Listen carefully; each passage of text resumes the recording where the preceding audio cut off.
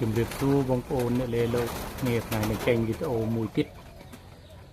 ថតកូនលោកលេងអបសុកពេកមិនដឹងទៅណាទេបងប្អូនអើយសុកពេកដែលចឹងទៅថតលេងទៅឲ្យបងប្អូនបានឃើញនៅក្នុងឆានែលផងបាទហើយដោយបងប្អូនដែលគាត់បានទូនាំឬមួយក៏បងប្អូនដែលគាត់ស្នេហាវិស័យខាងលោកគឺគាត់ឃើញគាត់ចង់មើលបាទគាត់ចង់ឃើញពីត្រង់យើងមានកូនលោកបណ្ណាបណ្ណៃកាត់ម៉េចអីម៉េចធ្វើម៉េចអត់ស្អាតអត់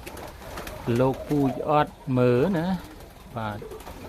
ហើយឥឡូវនេះគឺដូចបានឃើញនៅក្នុង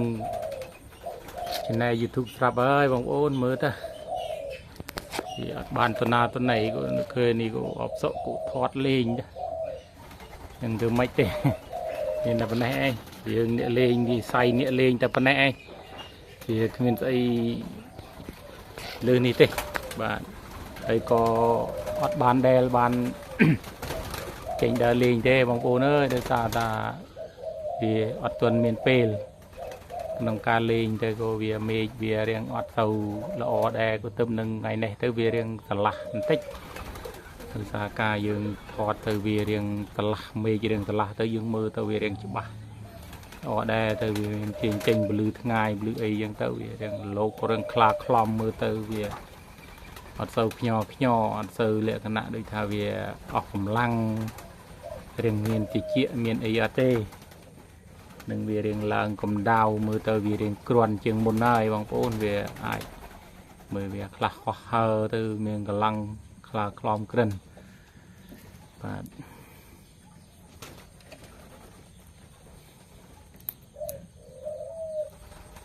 មានបងប្អូនអ្នកលេងគឺបងប្អូនឃើញគឺចូលចិត្តមើលបាទនៅត្រង់ខ្ញុំគឺ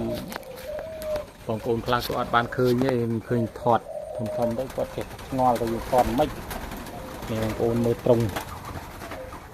បាទនេះត្រង់ដែលយើងដាក់ប្រកាត់ហើយត្រង់នេះគឺយើងប្រោះវាកូនដើម្បីឲ្យវាហោះហើរនៅក្នុងនឹងគឺយើងអាចឲ្យវាហើរអីចឹងទៅវាមានកម្លាំងមានអី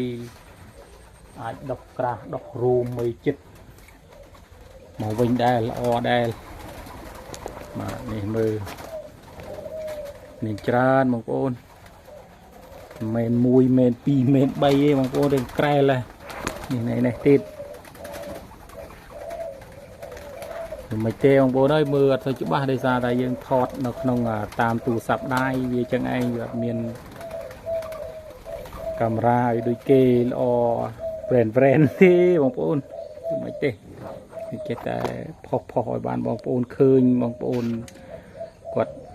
អ្នកស្នេហាវិស័យលោកគឺគាត់ឃើញទៅគាត់ចូលចិត្តមើលបាទនេះ